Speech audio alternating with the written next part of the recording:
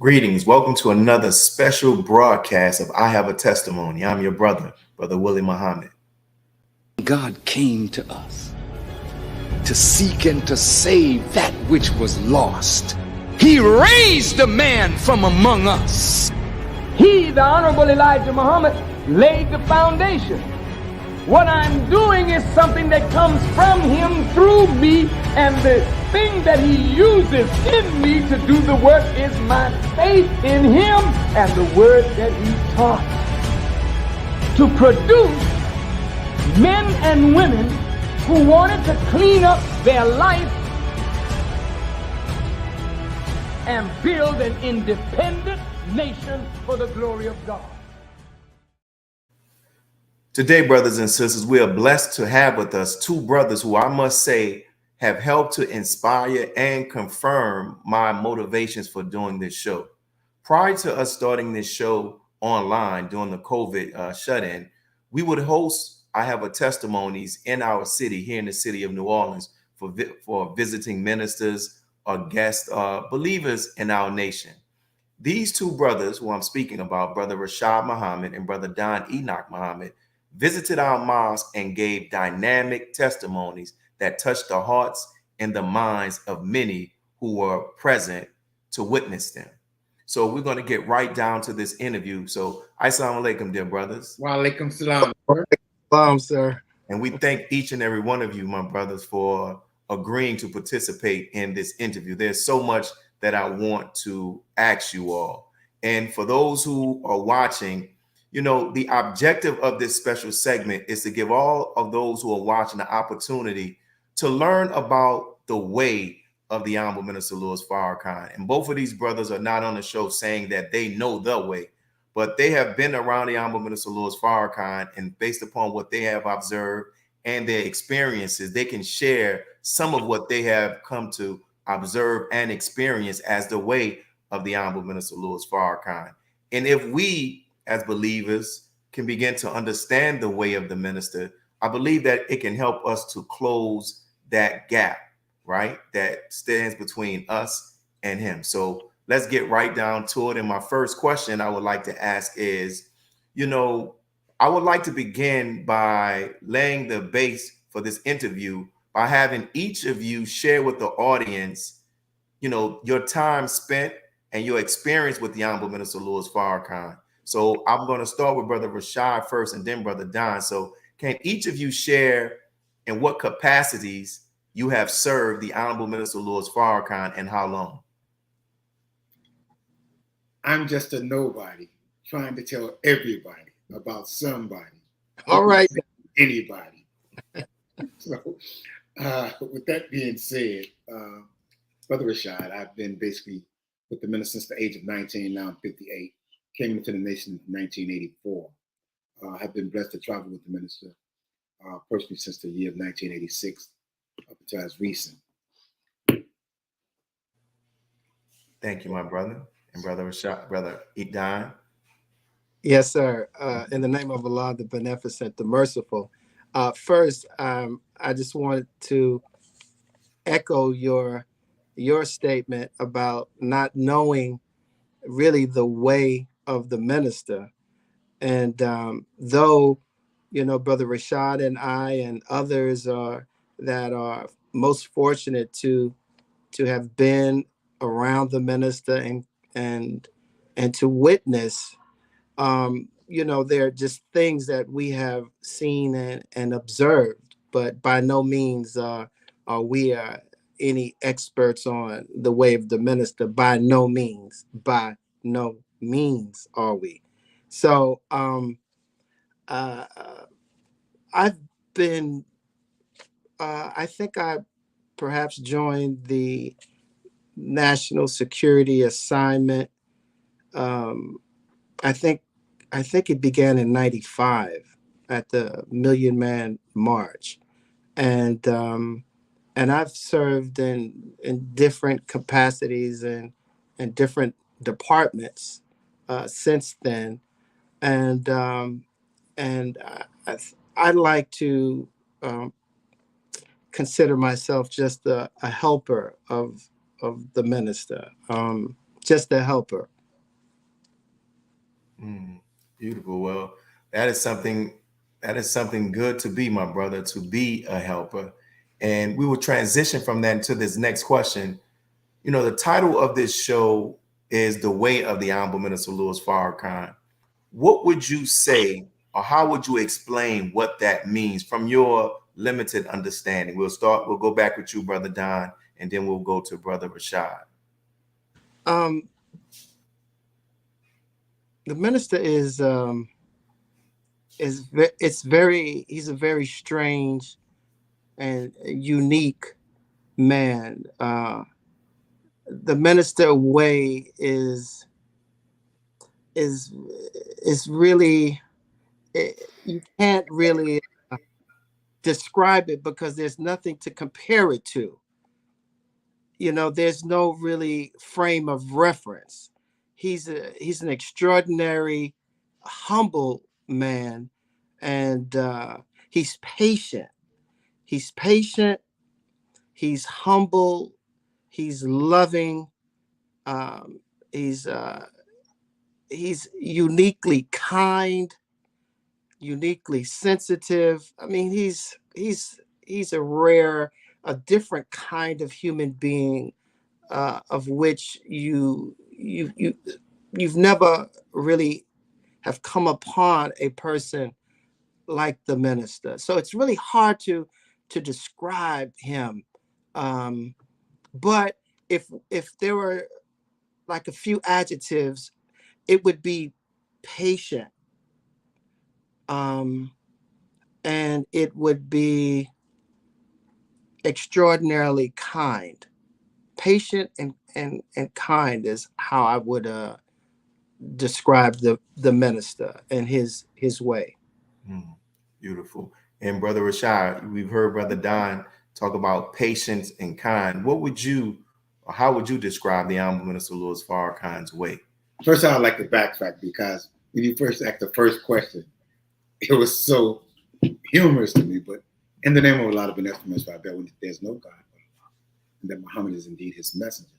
And as you both have stated, when it comes to the minister's way, there's no way that I can come before the people and before you and say that I know his way. I know certain ways, and I've seen the way that he handles life situations and different things that comes up. So I can bear witness to his ways. But when it comes to his way, that's far beyond me. But as I think of his way, I'm reminded of the scriptures, which say, my thoughts are not your thoughts. My way is not your way. My thoughts are from above and yours are from below.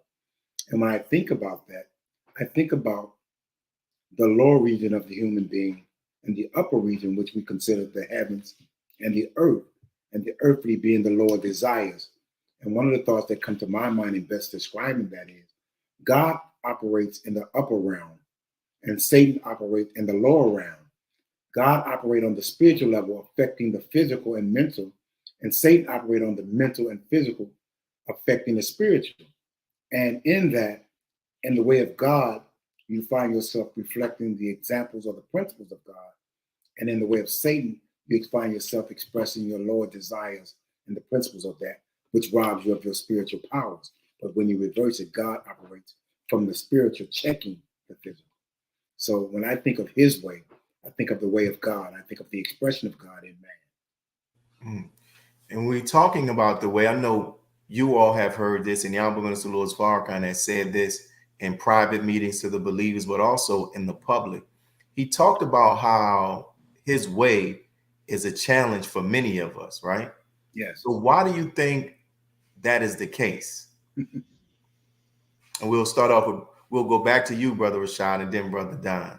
Well, it goes right back into the principles of what I was saying. When you operate according to the mind and the spirit of God, sometimes it appears as if you're losing when you're working for God, meaning that it seems to be or appear to be slow.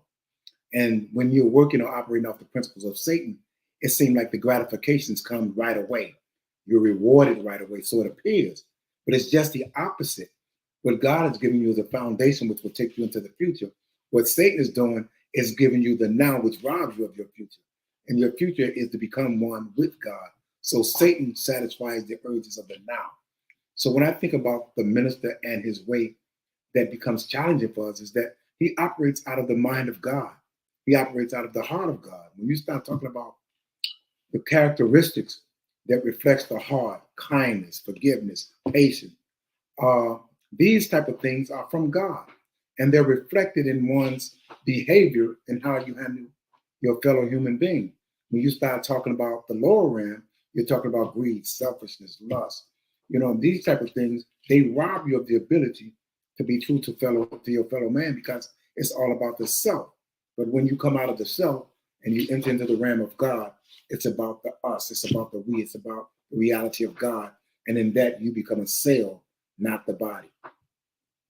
And Brother Don, what do you say? Why is the way of the Honorable Minister Louis Farrakhan? Why can it be a challenge for some, for many? I want to second what Brother Rashad said, which was a beautiful answer. He laid it out, and the minister way is, like Brother Rashad said, it's from above, and it's selfless.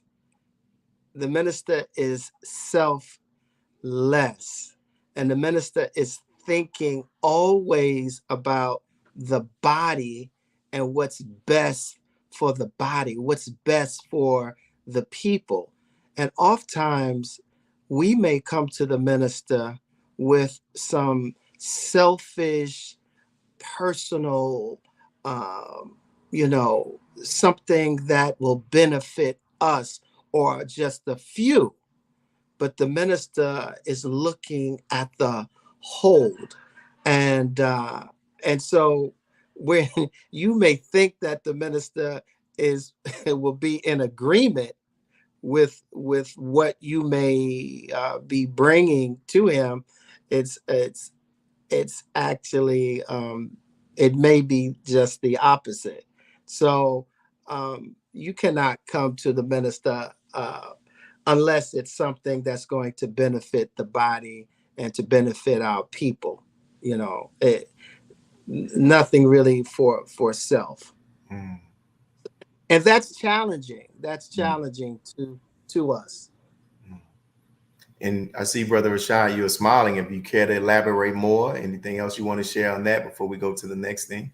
Well, when you think about the minister, as Brother Don mentioned, selflessness, well, he doesn't see himself at the center. The minister is a servant in its truest essence and sense. And Yes, sir. when you start talking about his service, there's nothing you can ask of him in the way of right that he will not provide. I can't think of anyone that has ever come to him for assistance, aid, and he turned them away. The minister will serve those in need.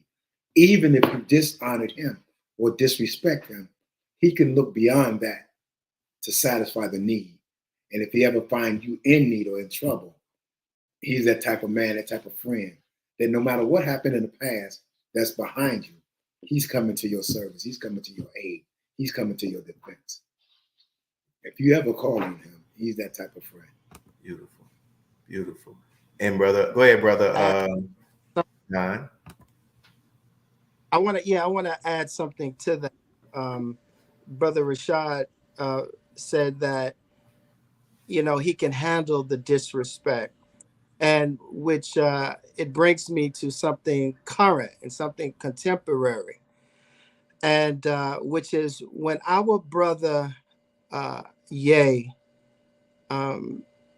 made that statement, and I believe I was speaking with the minister, and I shared with the minister the statement of Ye feeling like the minister slighted him.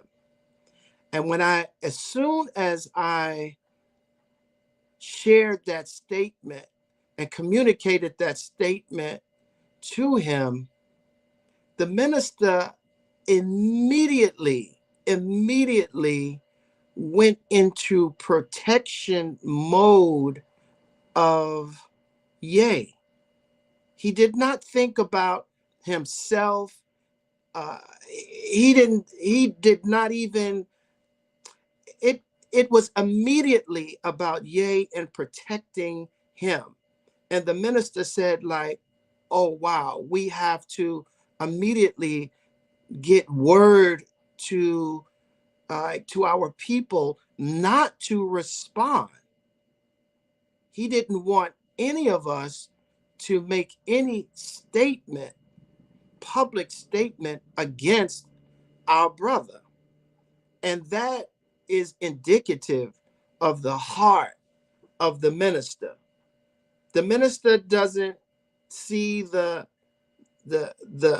disrespect. The minister goes to the heart of the person. The minister looks beyond our faults and he sees the need. And that's exactly what he did with Ye. And this is the way of the minister. So I just wanted to share that because it's contemporary and it's current. Just to add on to what Brother Don is saying, one of the things that comes to my mind is that in the face of suffering, of our people suffering, the minister never asks why. He goes into the fight, defends, cleans up, and then comfort, console, healing the wounds, rather than sit back and asking the why. He goes to the aid of his people that are in need. So never do he think about the flames and the fire. He think about the soul that needs to be saved. He thinks about the human that is in pain. He thinks about a person that needs to be healed or to be made whole. So no matter what the outcome of the suffering appears to be, his first thing is to save that soul. His first thing is to deliver his brother. We can talk it out after my brother's out of danger, but let me get my brother out of danger. That is his way. That is, yes, sir. He has been consistent in that. And there's so many accounts where we can talk and go over where he has come to the aid of his brother. We've come to the aid of his people. And to me, that is one of the most painful aspects of his life. It's because a man that has given so much and that have shown over the course of almost 70 years of his sincerity and his genuineness, some of our people still mishandle him based on what they perceive, based out of what the enemy has given them. But, we'll get through that. The spirit of a redeemer. And since we're talking about, the way, and when we say the way, we're really talking about the spirit of the Honorable Minister Louis Farrakhan and how he handles people, how he responds in certain circumstances. And it's really to give us an idea of how we should, right, to study his life.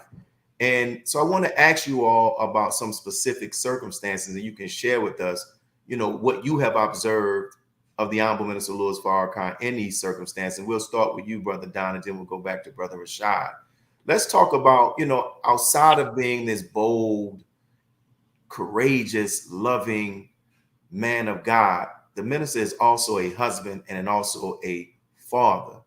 So what can you share with us about what you all have witnessed about his way in those circumstances as a father, as a husband? We'll go with you, Brother Don, and then we'll go to Brother Rashad. The minister, as a husband, is such a meek, tender. He's so meek and tender with his wife, with Mother Khadijah, and it's so surprising to me. Like he's almost like a little boy with Mother Khadijah, and I don't know, because the minister is such a lion. He's such a lion and he's so strong.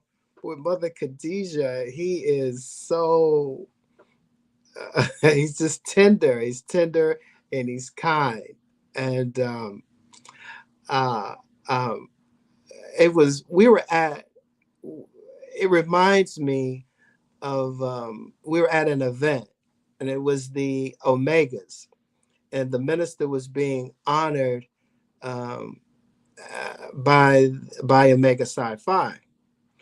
And towards the end of the ceremony, um, they had a gift for Mother Khadijah. And now, of course, unbeknownst to the minister. And so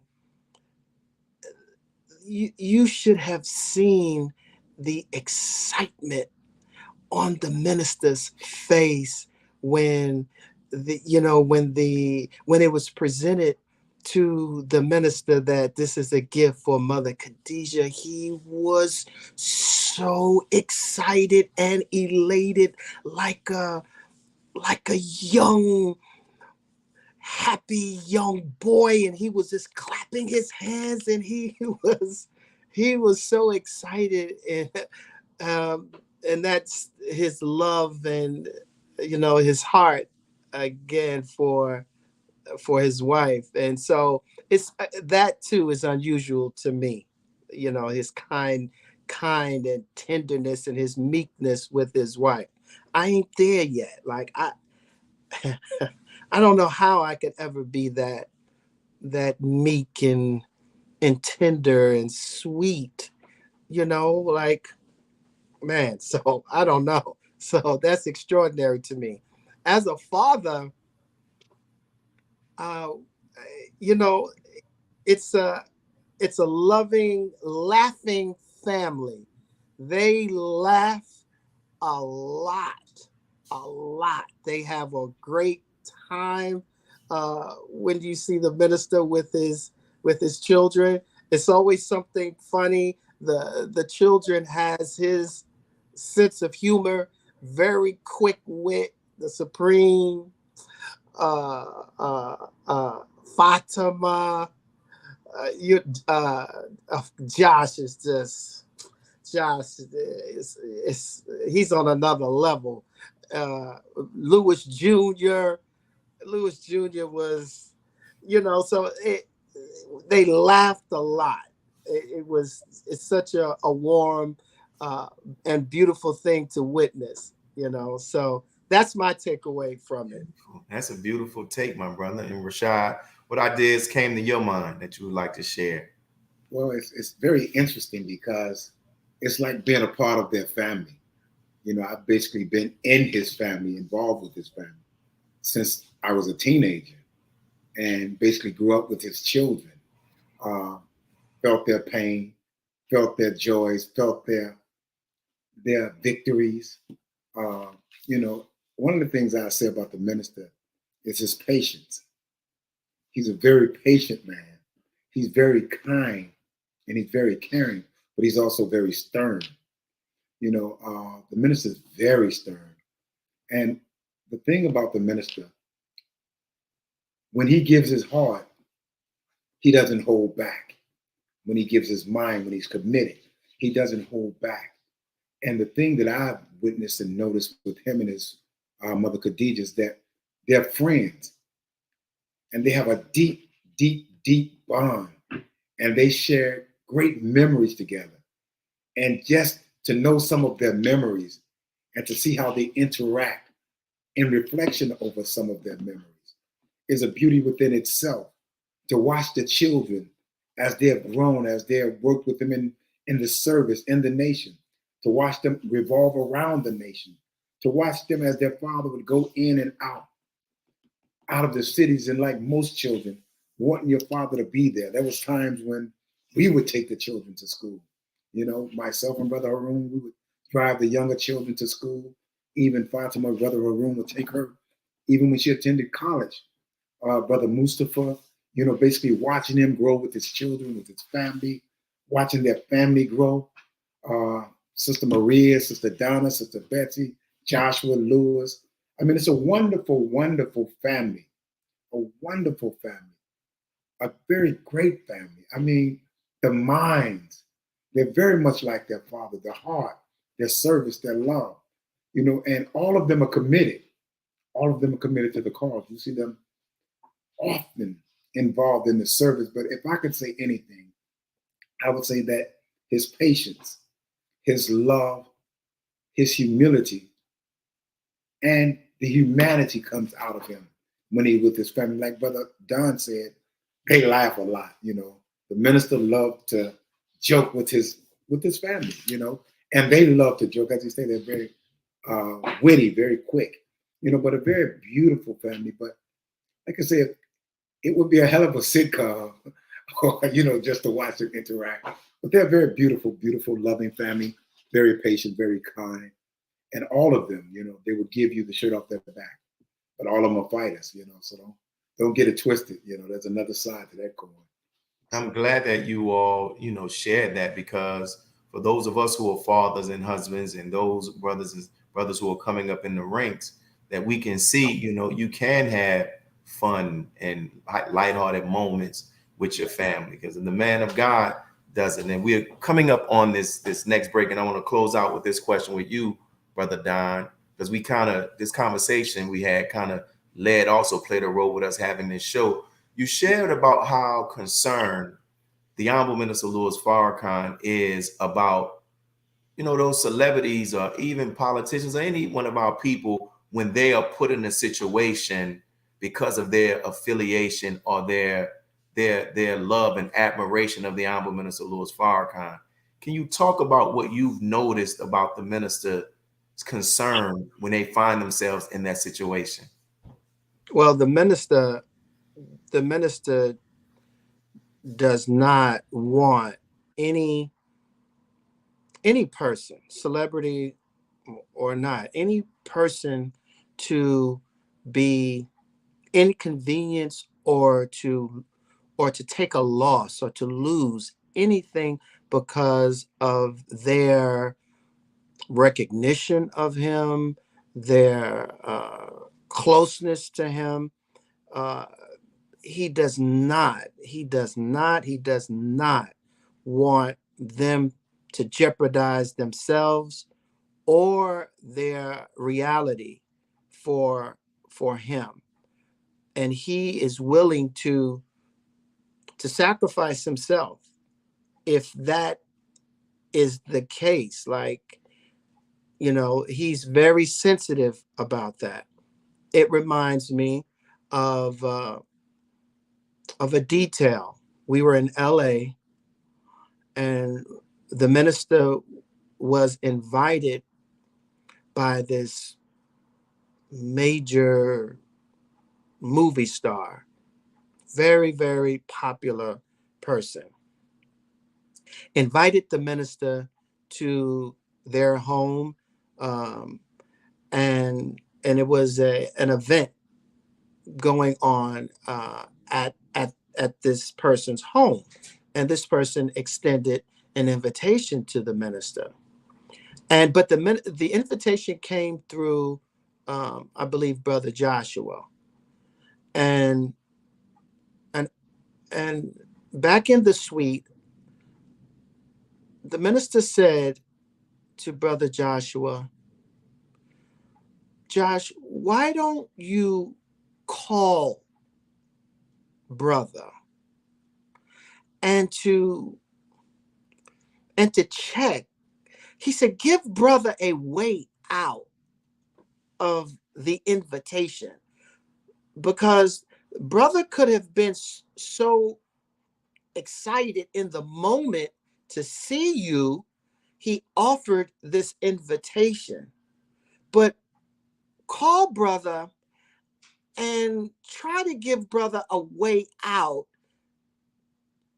so because we don't want to come to show up and then that somehow our presence hurt our brother. So give him a way out of it."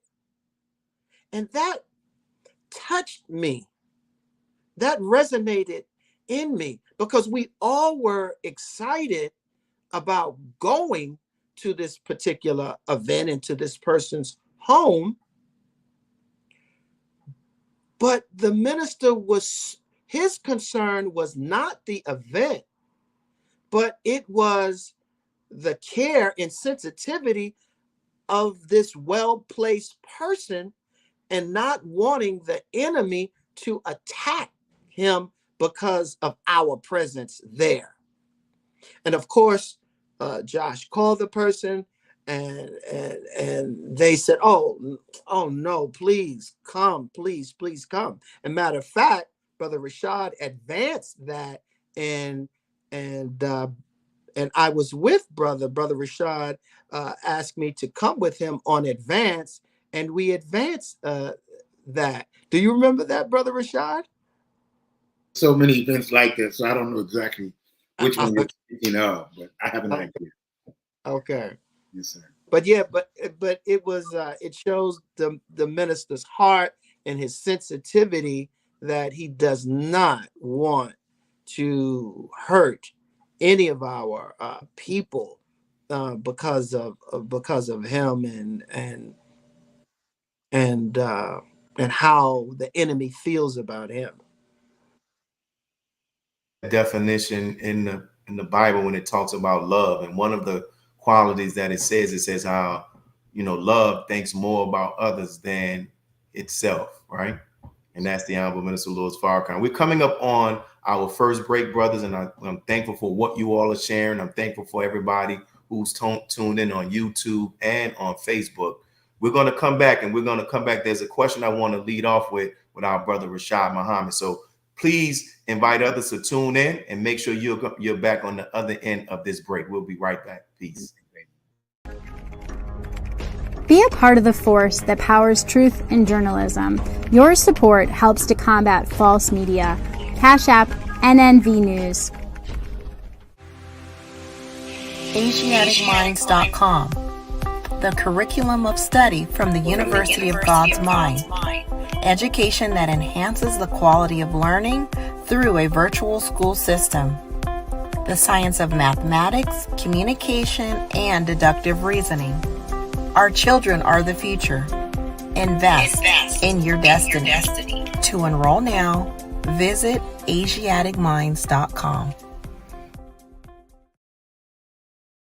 Worldwide, 24 hours a day, 7 days a week. Download the Final Call Radio app and take us everywhere. On your phone, on your computer, on your tablet, on Instagram, Facebook, and Twitter. You can also log on to finalcall.com and click the Listen Live button, or finalcallradio.com. Final Call Radio, the official voice of the Honorable Minister Louis Farrakhan and the Nation of Islam.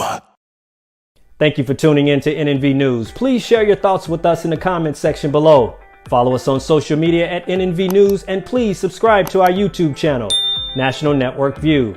This is Clifton Muhammad with NNVnews.com. Muhammad's economic blueprint, the collective power of our dollars to build a future for ourselves. With 5 cents a day, 35 cents a week, $1.40 a month, and $18.20 a year multiplied by 16 million wage earners would give us $291 million in 1 year. Everyone can give 35 cents a week as an investment in our future. Donate now and see what our pennies, nickels, and dimes can accomplish. Visit economicblueprint.org.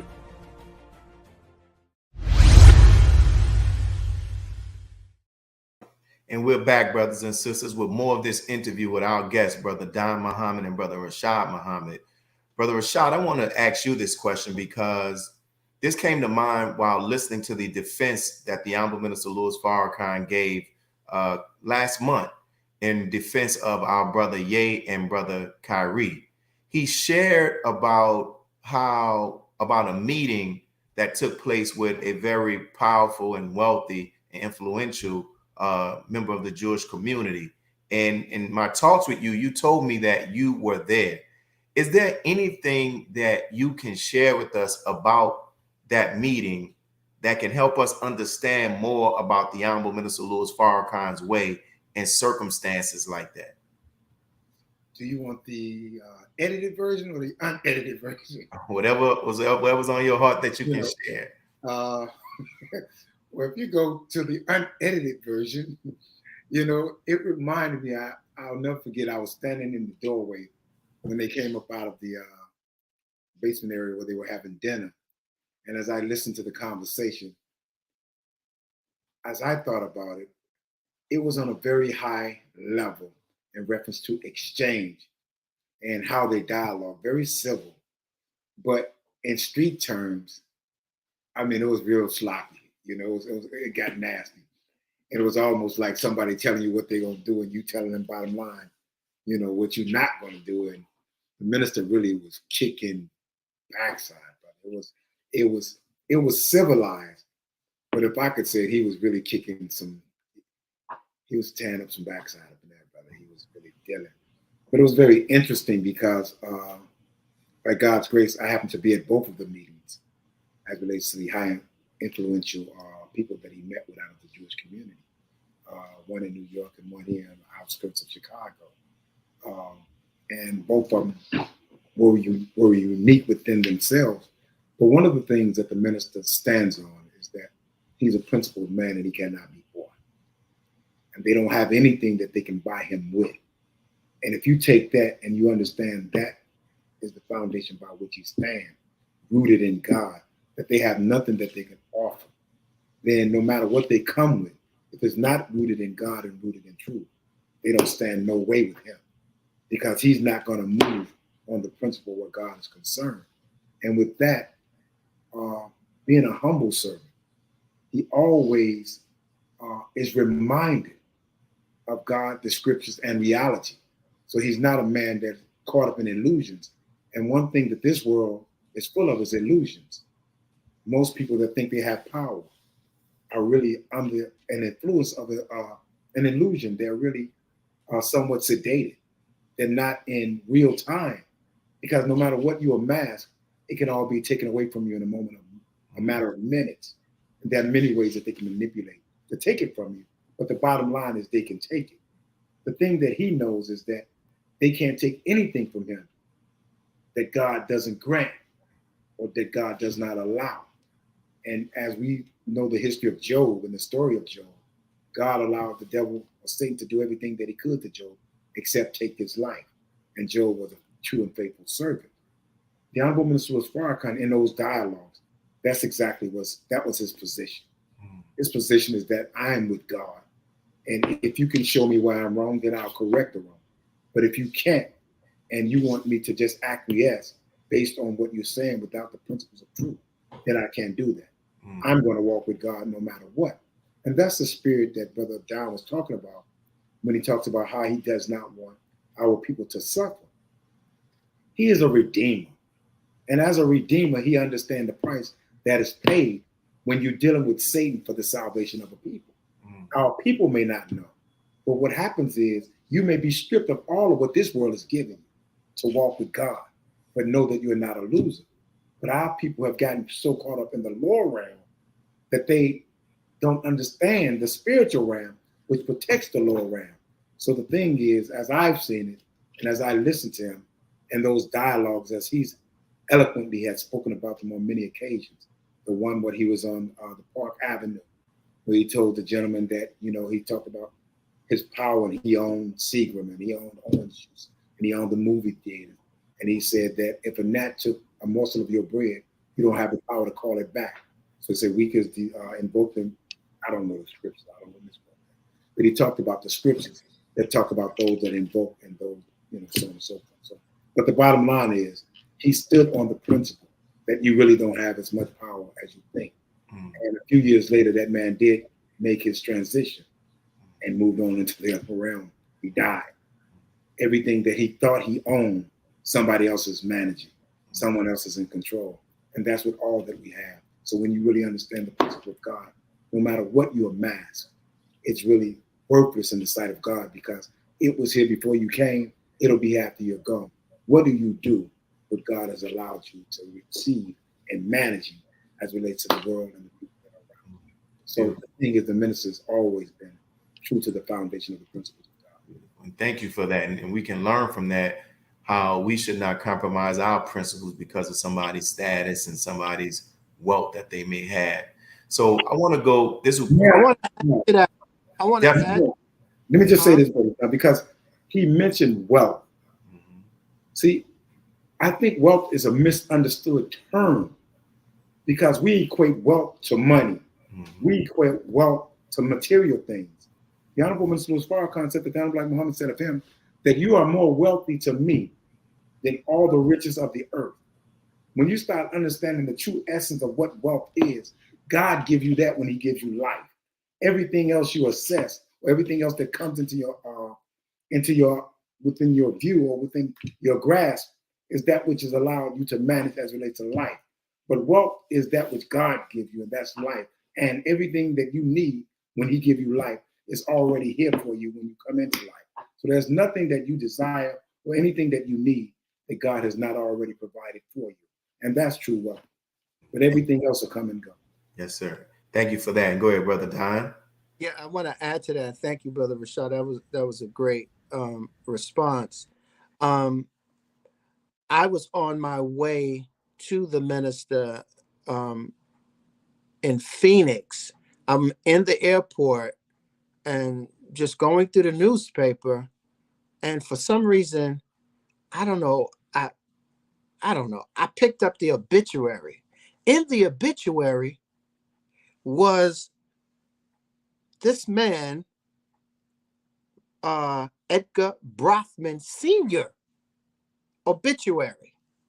And it said in the obituary that that apartment that they met in on Park or Fifth Avenue was now up for sale. And so when I got to Phoenix, I shared that with the minister. And it's so, the irony of it, that this extremely wealthy man is talking, like showing off to the minister about all of his wealth and what he has, what he owns. And now the minister is now looking at his obituary, and that apartment that they met in is now up for sale. And the minister, of course, didn't laugh, or he was not rejoiceful. He was like, wow, like, look at that. And he just thought over it, and like how he's now reading this rich man that was just showing off and talking about his great wealth, that he is now reading this man's obituary. And I brought to him, strangely, I brought to the minister that article. Also, what I want to say is that the minister is a very dignified man. This is the way of the minister. He's dignified and he's principled, even with the enemy. The minister does not get down in the mud. The minister stays very high, and he keeps it like the minister's argument is based in the book. It's based in scripture. And this is something that we too have to learn and strive to be. The minister doesn't go low, the minister stays high. I wanted to share an anecdote, but that was my point, that he's very dignified and he's very principled as a fighter, as a defender. And that's the way of the minister. Beautiful, beautiful. And add to what Brother Don just said. Because in no way do I want to say that the minister went down on that level. But I'm saying that as a brother to come up from that level and recognize, I'm watching them. Yeah. And they're talking on like I say, on the highest level. But if you look at it in the streets, you'll say that Farrakhan was in there kicking plenty of back. Oh no, you didn't. And it didn't come off. It didn't come off like that at all. And what I think about scripturally, when I hear people talk about how the minister maintains his integrity and dignity, even with dealing with the enemy, I think about what the Bible says about the archangel Michael in the book of Jude. when he was battling Satan over the body of Moses. And they said that even though Satan was taking low shots and all of this stuff, it said that Michael did not get down like that. And that's the way of the Honorable Minister Louis Farrakhan. Yeah. And I want to go to this next question because, you know, in the Swan Song, the lecture, the Swan Song, the Honorable Minister Louis Farrakhan talked about how, you know, life is always presenting us with problems. And people will see the Honorable Minister Louis Farrakhan and think that he doesn't have problems, like life doesn't present him with that.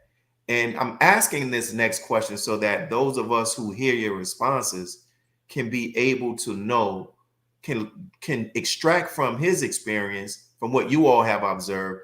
What have you all observed on how the Honorable Minister Louis Farrakhan handles the problems that life has presented him with, that we can use that and apply that in our life when we are faced with problems? We'll start with you, Brother Rashad, then we'll go to Brother Don.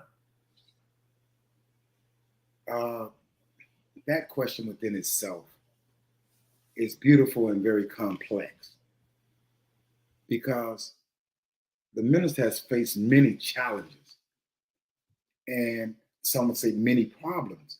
But one of the things that I have seen him do consistently, no matter what comes up, no matter what he's faced with, is he continues to work.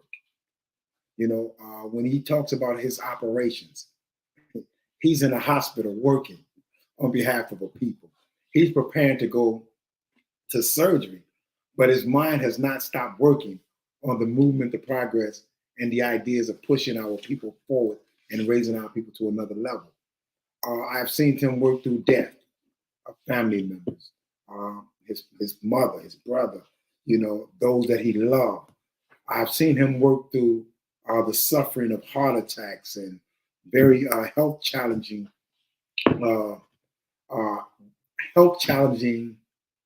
life-facing issues, you know, where he faced surgery several times and we did not know whether or not he would come out of the operating room. I've seen him when it comes to financial crunches, acquiring certain aspects of the properties back within the nation. One of the things that the minister has always done, no matter what he's faced with, is he worked. There's something that I heard that was contributed to the Honorable Muhammad. I don't know if it's true or not, but he said, no matter what your situation is, work. He said, if you broke, work. If you sick, work. If you're hungry, work. If you're confused, work. If you work, you'll work through any problem that you have. Never sit down idly looking, waiting. Continue to work, and you'll work your way out of any situation, no matter what it is. So whatever you're faced with, continue to work. The other thing is, he's a man of faith. He trusts God. And in that, he never gives up and he never turns back, no matter what he's faced with. He knows that he will be the overcomer. He knows that he will be the winner, even when it comes to death. And that's why he said, even in death, I'll be the winner. And the minister said that I'm always winning. You know, in the face of opposition, he's always winning. And I asked myself, what does that look like?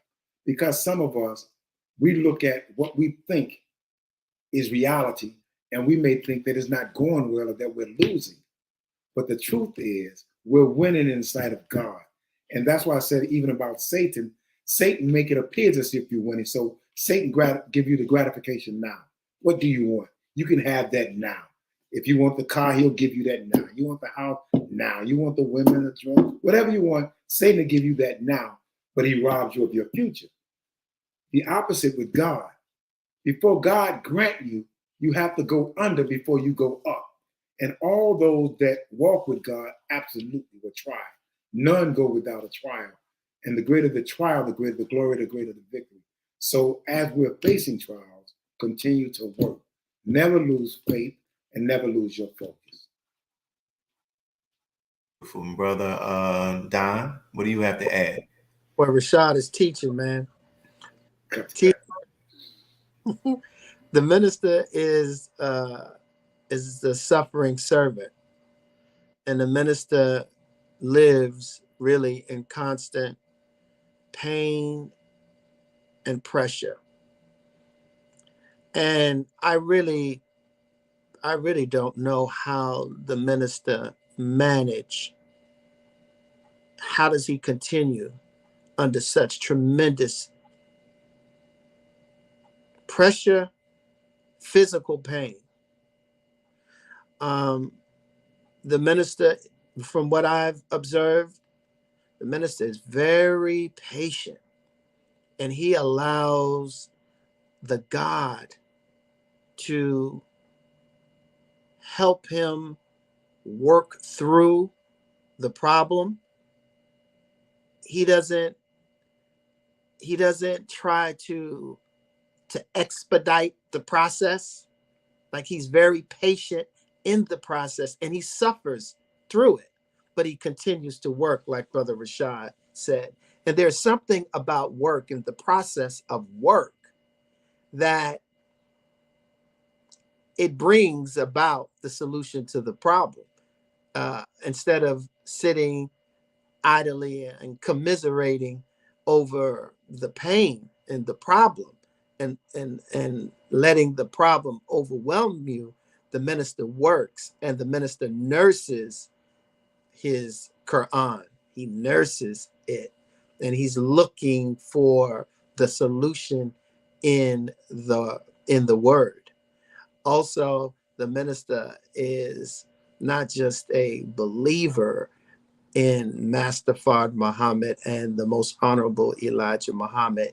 Like, the minister is convicted. He's a knower. He knows that he's going to be delivered. So it's the minister's faith that pulls him through.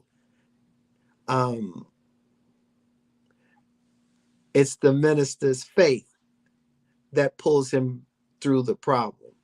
And so, again, he's very patient, and he stays busy. He stays very busy. I don't know if he seemed like he's still there. Go ahead. You say he stays busy? Yes, he's consistent in the labor. He doesn't stop. Beautiful. And I think, as I'm reflecting on Rashad is speaking. Go ahead. Wait. I'll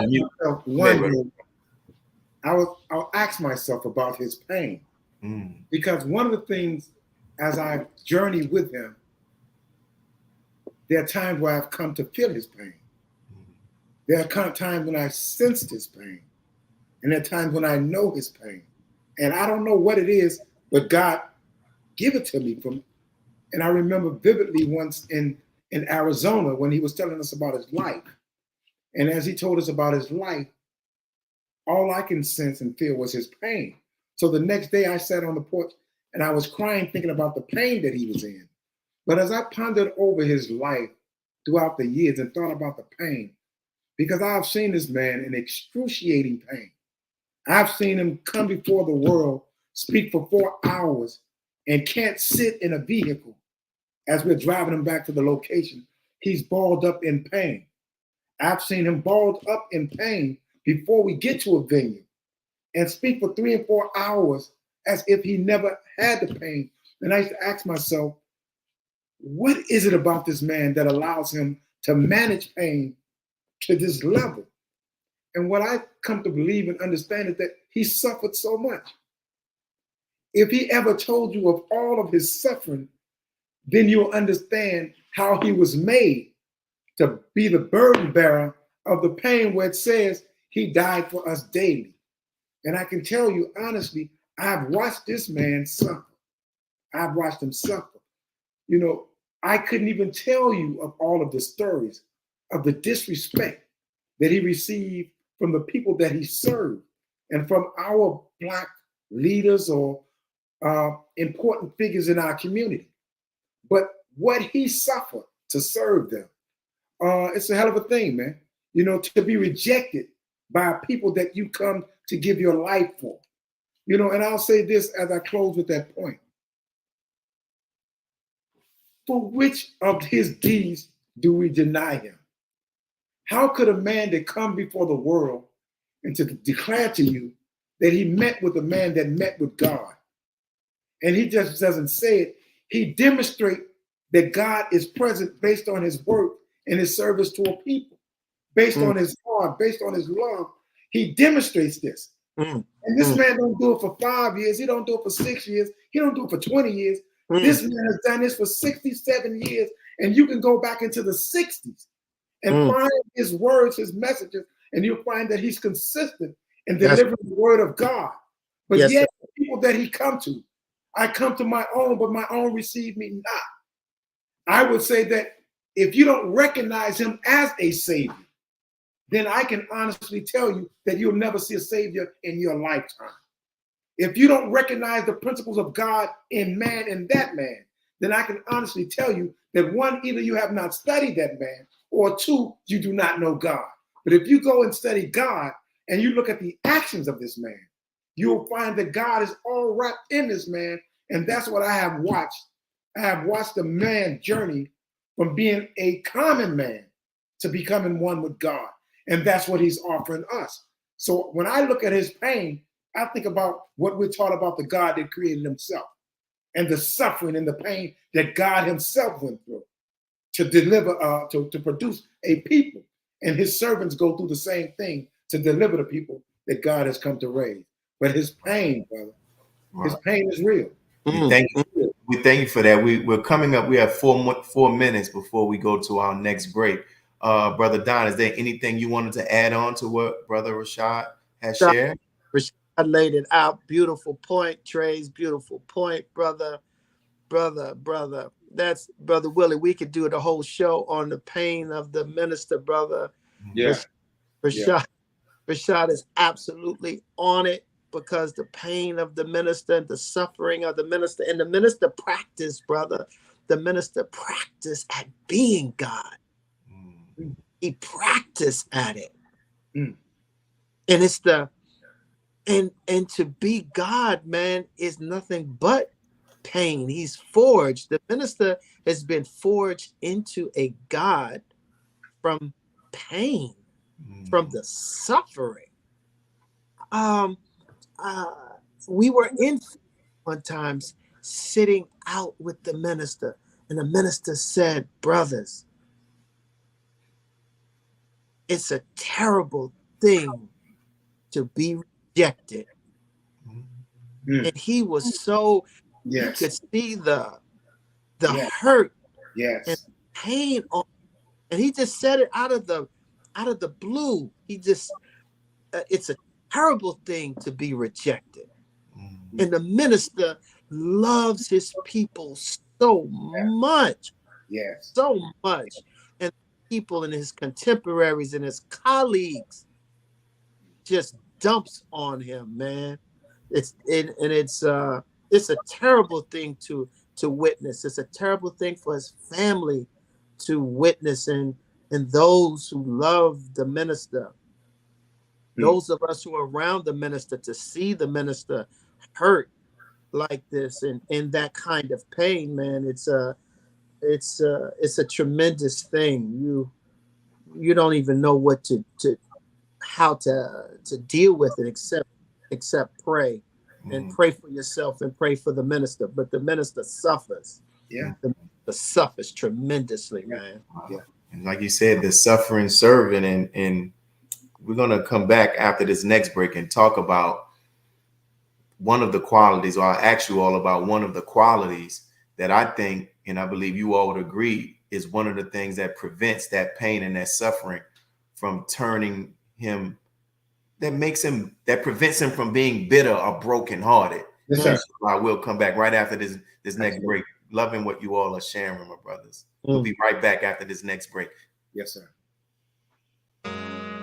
Be a part of the force that powers truth in journalism. Your support helps us to highlight solutions for a brighter tomorrow. Go to nnvnews.com/donate.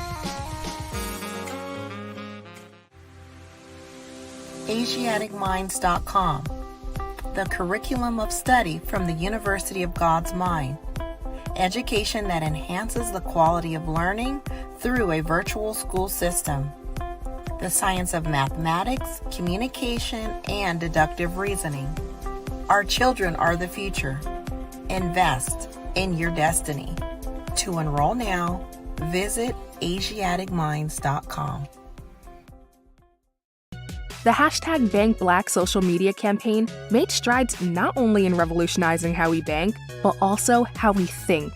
The movement inspired thousands of African Americans across the country to transfer or deposit millions of dollars into Black-owned banks. These are banks that will invest in urban communities, employ African Americans, support Black businesses, and inspire Black home ownership. This is a very proud moment for our culture as we are taking small, but significant, steps towards building Black power through Black wealth. Please share your thoughts with us in the comment section below. Follow us on social media at NNV News, and please subscribe to our YouTube channel at National Network View.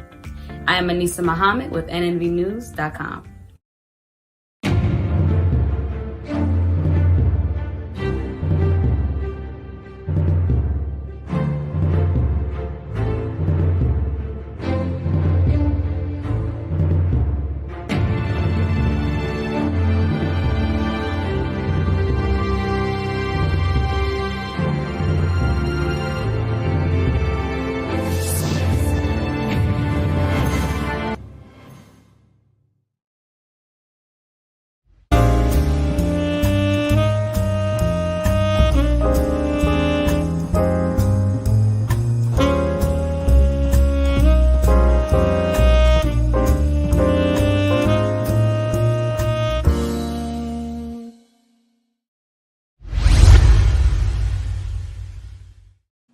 And we're back, brothers and sisters, to hear more of this testimony from our brothers, Brother Don Enoch Muhammad and Brother Rashad Muhammad. And you heard them share their observation and witness bearing on the minister as a father, as a husband, his dealing with his pain, how he is concerned about our people who come under pressure for their love for him.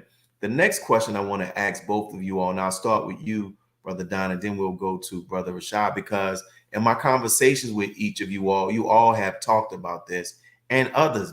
The most recent person that shared something in nature in response to this question is Brother Abdul Arif. You know, the minister, you talked about how the minister handles someone when they have experienced a fall in their journey in Islam or just in life. What can you all share about how the minister handles people during those moments in their lives? If I'm clear on that question, we'll go with you, Brother Don, and then Brother Rashad. Yeah. I mean, he kicks my backside. Just the outfit. Yeah, he gives me the business. but the minister, once he gives you the business,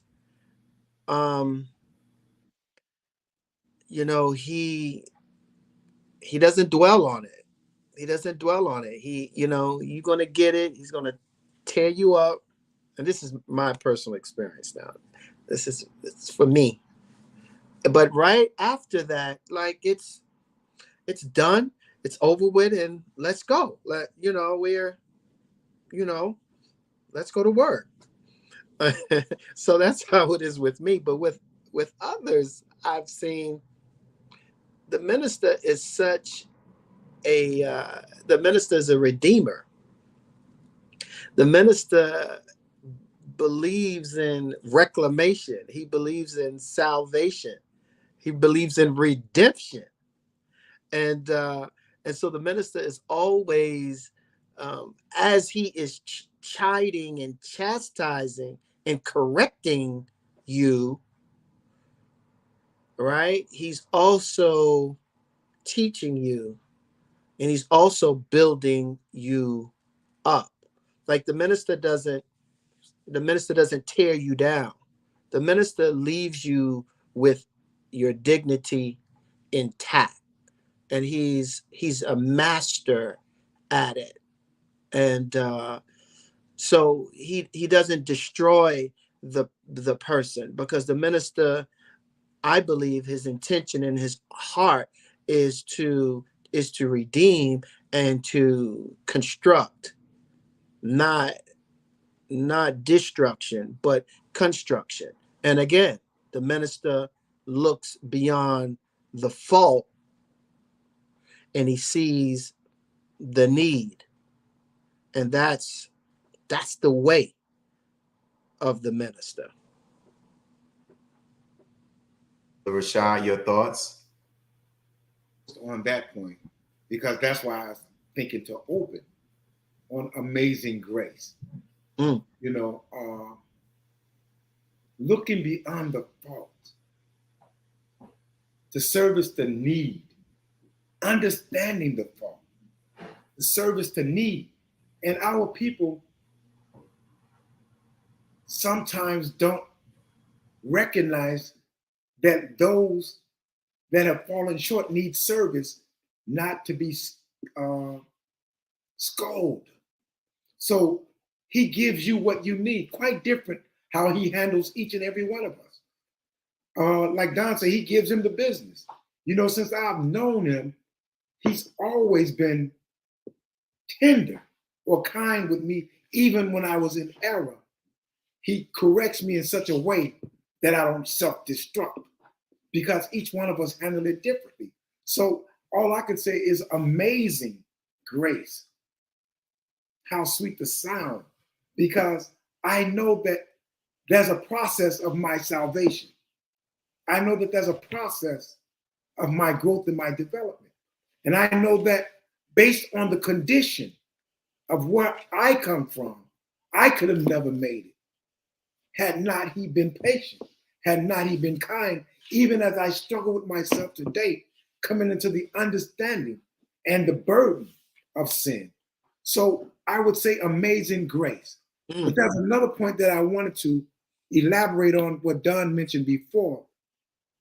And what came to mind was that, man, I'm about to lose this point. It was about, I have to come back to it because I lost the point. But it was dealing with what Brother Don had just mentioned earlier. No, I know what it was. That I wanted to disavow us from the misunderstanding of recognizing God in man. Brother Don mentioned how the Honorable Minister Louis Farrakhan practiced being God. You too can practice being God. What are the attributes of God? If you practice the attributes of being God, then you become God-like in the expression of the attribute. So you can be kind, you can be patient, you can be forgiving, you can be loving, caring, you can give. So the thing is, as I say, that he's the most giving, the most caring, the most concerned, the most caring.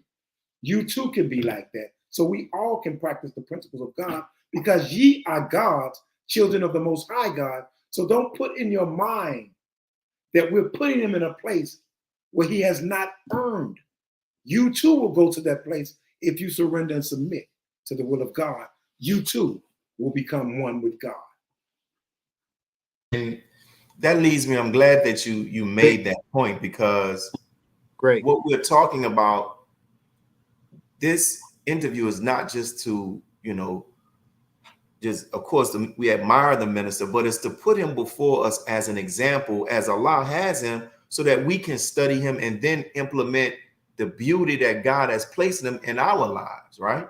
Yes, sir. So recently in the city of New Orleans, I did a lecture based upon John chapter 13, verses 34 and 35, where it was inspired by the minister's article in the Final Call newspaper, Love Ye One Another. What was interesting about this is the only scripture in the New Testament where Jesus tells the disciples, this is how the world will know you are my disciples. Interesting, he didn't say by your ability to cast out demons, your ability to give the sight to the blind. He said, they will know you are my disciples if it says, love ye one another, even as I have loved you. And he said, if you do this, then the world will know you are my disciples, right? So a question to both of you all, we'll start with Brother Don, then you. How can we study the Honorable Minister Louis Farrakhan's way and ways, the way that God has shaped him, that can help us grow and develop that love to love each other the way that he loves us, inside the nation and outside the nation. Brother Don, then we'll go to Brother Rashad. During our Savior's Day events, we have, one of my assignments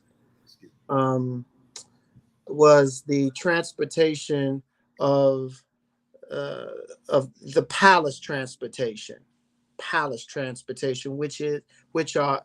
that's the guest of the palace, the guest of the minister, and also it's family and staff of the palace. But that was one of my responsibilities that Brother Rashad supervised, and so it's a very hectic, it's a hectic time during Savior's Day.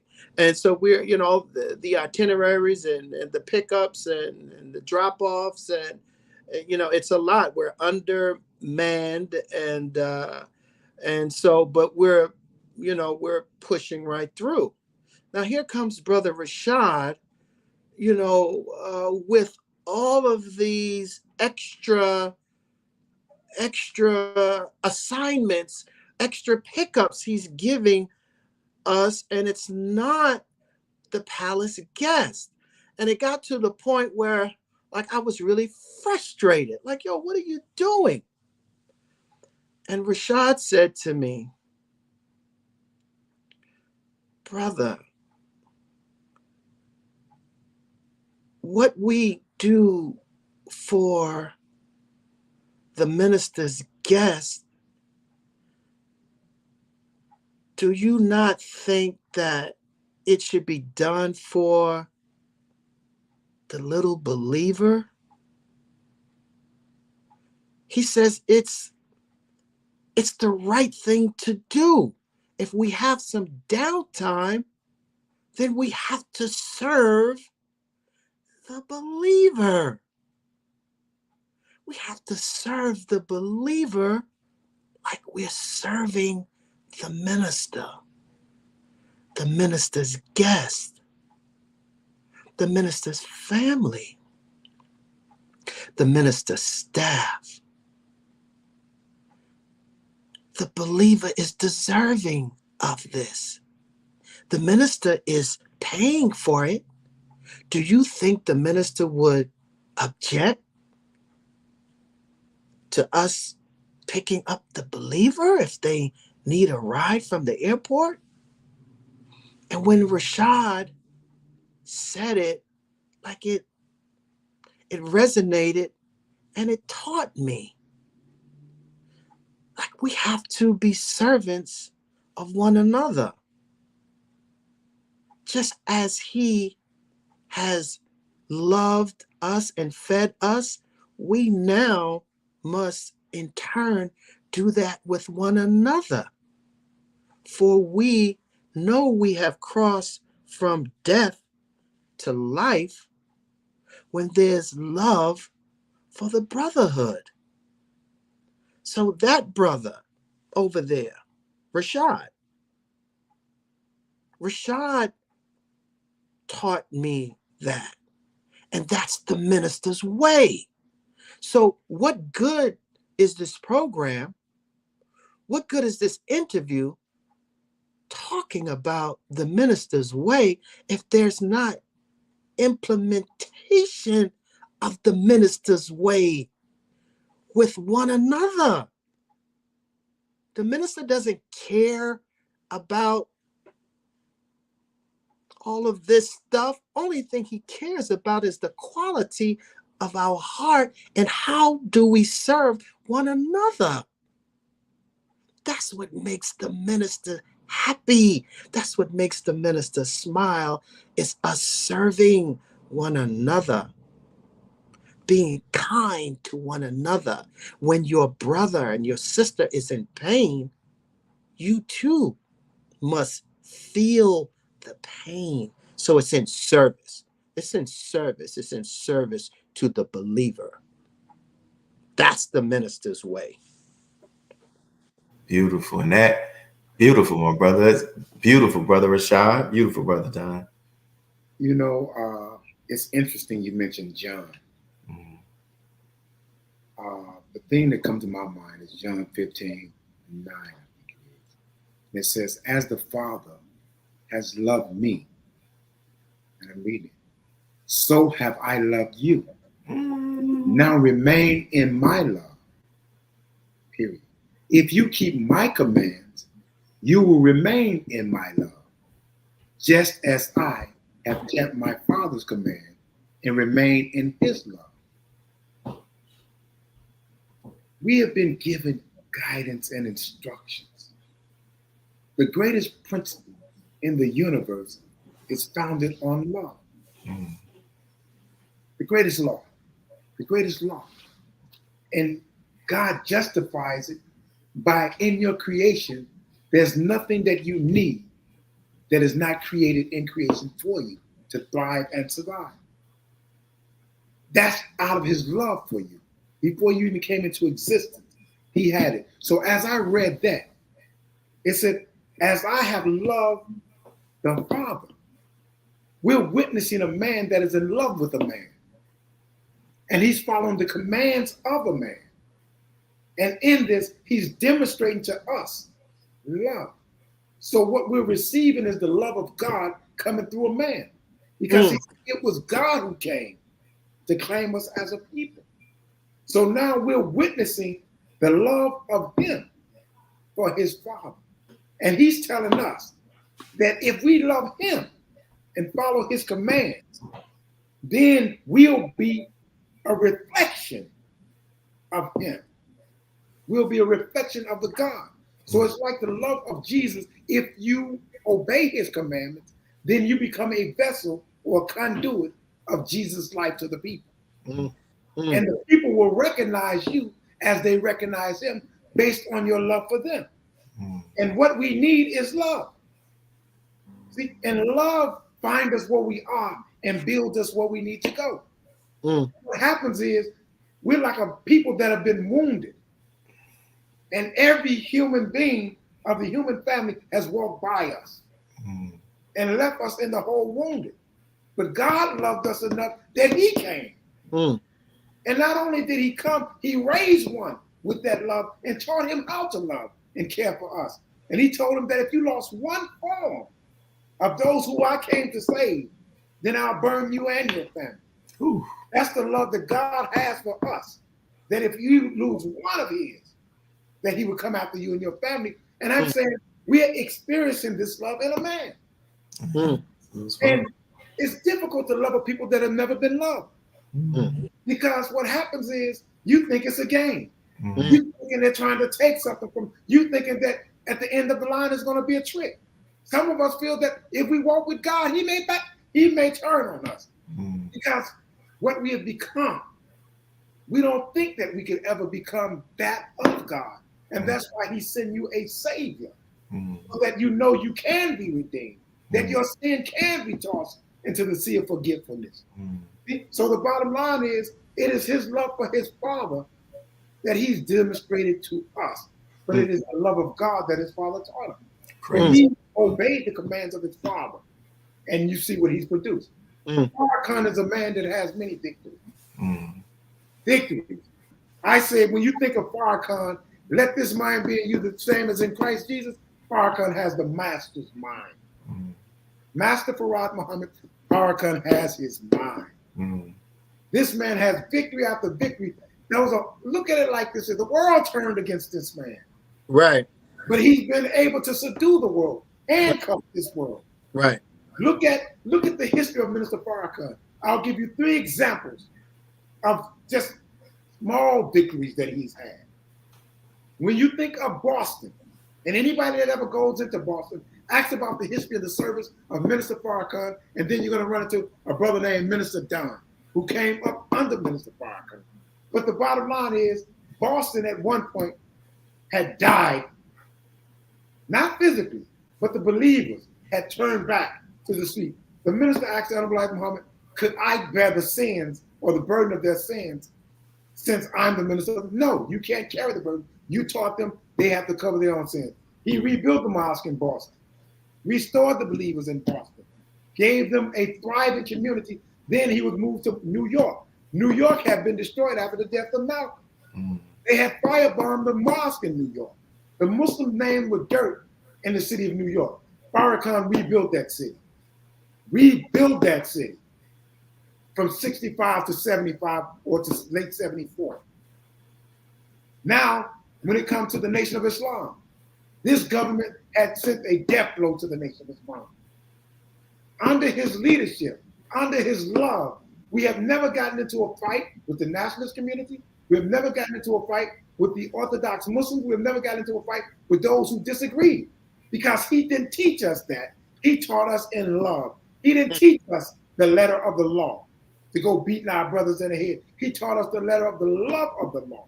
So the bottom line is we could turn a cheek to our brother. So we never had a fight, even though as a young Muslim, I was insulted. By those that were older Muslims or those from other communities. We didn't have an easy way, but because we followed his way, we didn't have so much as a bloody nose. But we did have some fights, and we did fight with those who fought with us. But the bottom line is he guided us in such a way that none of us lost our lives in battle. None of us.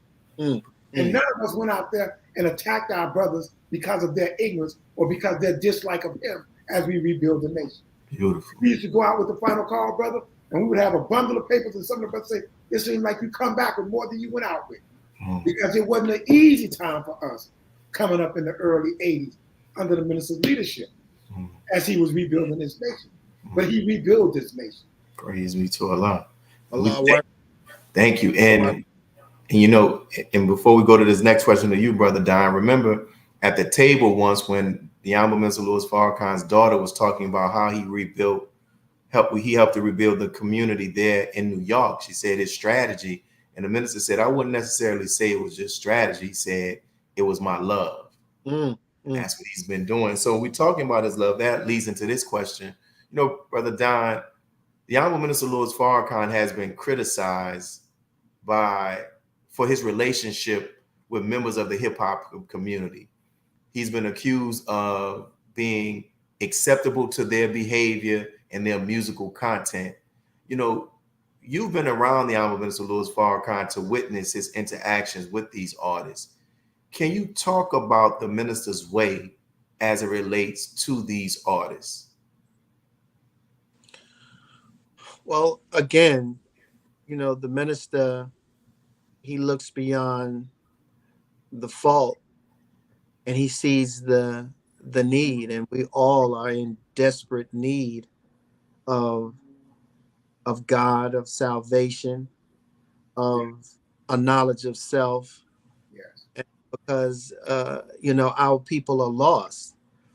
And the minister, you know, with artists, because the minister too is an artist. So he speaks like their musical language, and he makes a connection with artists.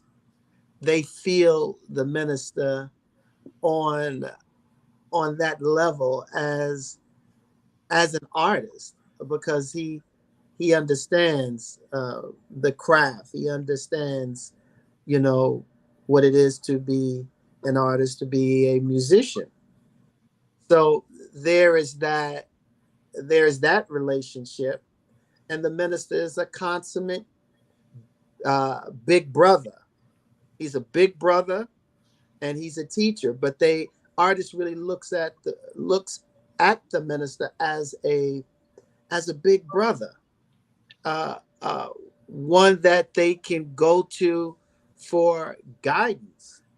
And a lot of them come to the minister for guidance. Sometimes when they're in trouble, they come to the minister. But it doesn't necessarily have to be trouble. There are so many artists that just wants an audience with the minister, to sit with the minister, to talk with the minister. And if the minister could entertain all of the requests that he get. Like if it was physically possible, he would, but it's not physically possible that he honor all of these requests. When the minister is with the artist, the minister again does not want the artist to lose their fan base, to lose by changing, by making a drastic change in lyric in their presentation. But the minister very lovingly urged them, like in one or two of the songs that's on your album, that's on your CD, that's on your project, drop a little wisdom in it, drop a little truth in it, but just very, innocuously, nothing bold and brash, and don't become preachy, but just every now and again, just drop a little nugget of truth, a little nugget of wisdom, and you'll see how your audience will begin to be raised. And that's the minister's advice to them. The minister does not condemn our people. The minister raise our people into right behavior, by being the example. The minister and the minister's way and the teachings is the clean glass. And you don't have to condemn the dirty glass. You just set the clean glass next to the dirty glass, and everybody would want to take a sip of water from the clean glass. So the minister is not in the condemnation business. Again, the minister's in the construction business, and he raises the consciousness of the artist patiently and with a whole bunch of love. Beautiful, beautiful. That's what. And we read, for those who are watching this interview, if you go back and listen to what the brothers have shared about the Honorable Minister Louis Farrakhan, and this, open up your New Testament Bible and listen to what they said about the minister, and then read what you read about the way of Jesus and see what you see as in similarities, because you see the same thing. What you just said, they had an issue with Jesus. Why are you always, quote unquote, with the sinners, right? But these were some of the very people that he helped to redeem, and it's right. Beautiful. As we get ready to close, we got 2 minutes left, and I know it's very short. Any closing words, Brother Rashad, and then Brother Don? You all share a lot, man. Well, I will close with this, and I'm reading, so excuse me if you see me looking down. It's John again. It's John 16, 17, and 18. And so we know and rely on the love God has for us. God is love. Whoever lives in love lives in God, and God in them. This is how love is made complete among us, so that we will have confidence on the day of judgment in this world. We are like Jesus. There is no fear in love. Perfect love drives out fear, because fear has to do with punishment. The one who fears is not made perfect in love. We love because he first loved us. As Brother Willie said, the thing that I would say is, don't listen to my words. Go study his works and go study his life. As I have seen the Honorable Minister Louis Farrakhan, he is one of the most consistent Black leaders that has ever been given to us. There are only one or two that may have even had the lifespan that he has had. But when you come to service, he's unmatched. When you come to love, he's unmatched. And it is not I that can determine the love of any man. But I can say, I know of this man, love for us. And I know that in order to match the love that he has for us, you have to go right up into the bosom of God and act. So I would say that if God would ever give you a heart and present it to the world of himself in working form, beating flesh, that would be that man. He is a man that loves you. And he is not a man that loves you because he said he loves you. If you examine his works, you'll know that he loves you. And I would pray that one day that those whom he loved, who rejected him, will just come to see and come to understand his offer and know that he is not a man filled with hate. Know that he's not a man of bigot. Know that he is a man that is filled with the Spirit of God and a love for people. And know that in order to break God's people free of Satan's grip, there will be a war. Please do not be caught on the wrong side of the battle. Praise be to God God. bless you. Thank you, brother. And brother Don, any closing words? Trace.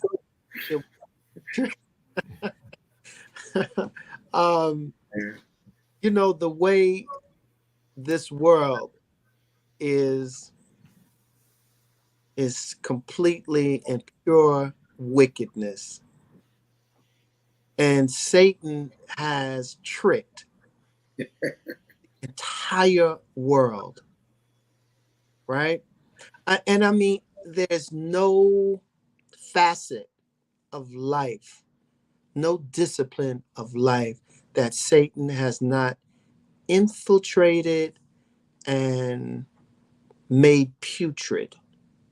But the trick is that Satan makes evil fair seeming. See, we've been tricked. And the real trick is that we don't even know that we've been tricked. Why this discussion is so important? Because the minister's way helps to pull the cover off of Satan and to reveal the trickery, to reveal the trick. It's the minister's way. It's the minister. That's why the minister is still here with us.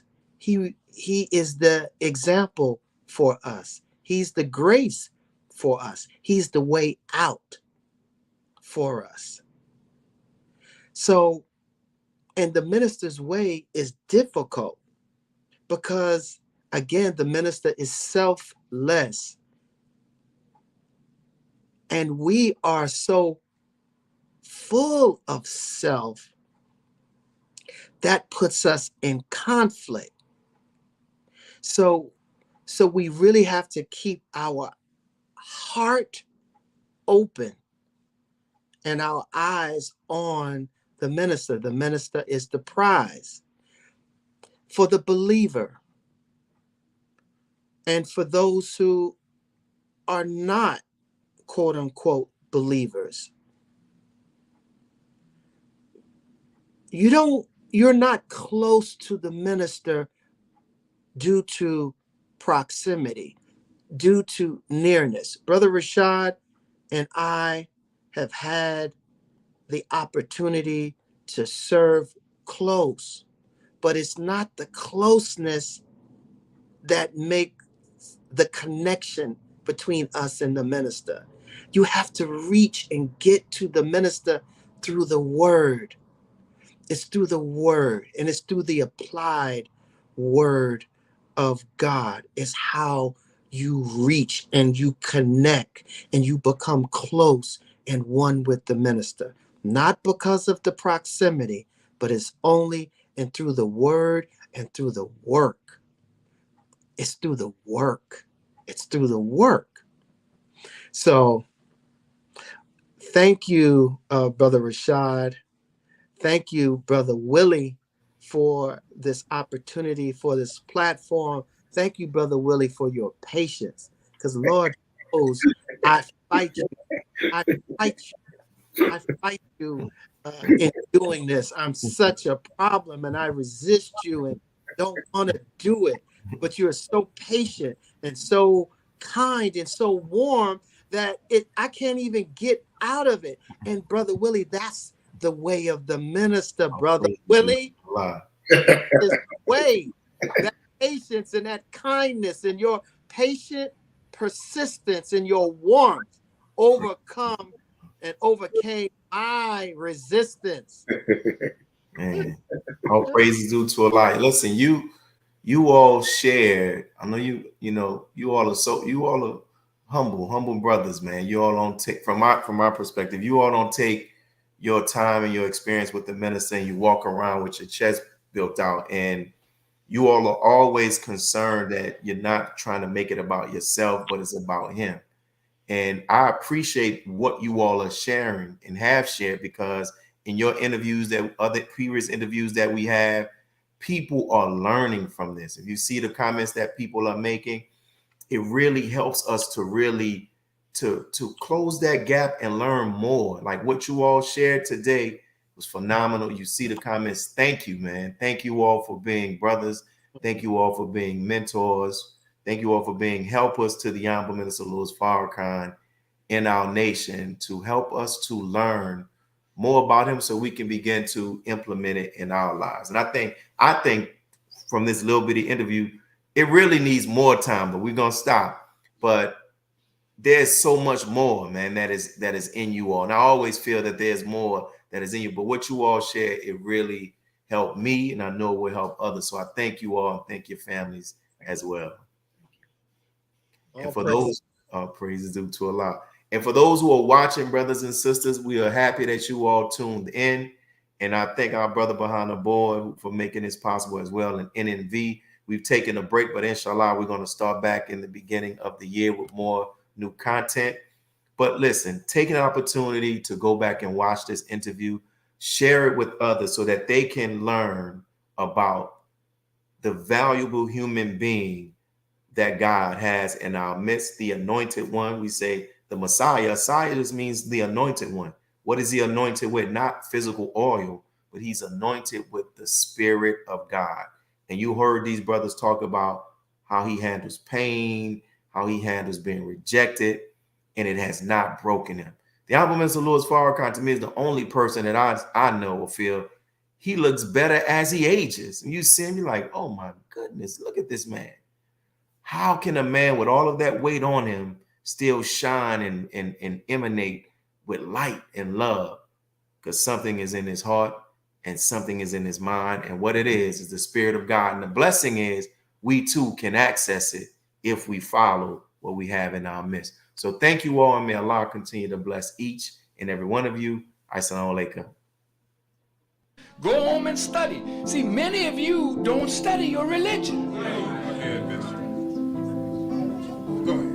And you think you're going to attain something without study. But if you believe in something, you need to study it so you can become proficient in what you do. Now watch this. God came to us to seek and to save that which was lost. He raised a man from among us.